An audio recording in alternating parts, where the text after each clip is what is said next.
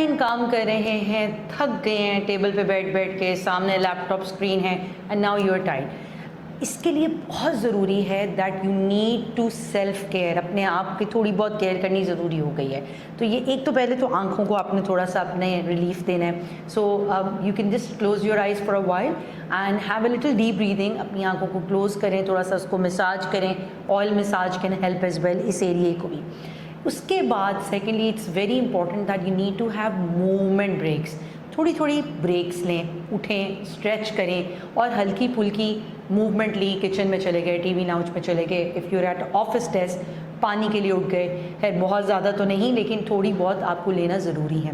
This will get your brain more workable और आप retain कर पाएंगे अपनी अटेंशन, बजाय कि आप लूज़ करें सिर्फ कंसिस्टेंटली बैठने से। So please try this out, you will have effectiveness. Verified doctor से अपॉइंटमेंट बुक कराओ। ओलाडॉक, डॉक्टर का अपॉइंटमेंट आसानी से।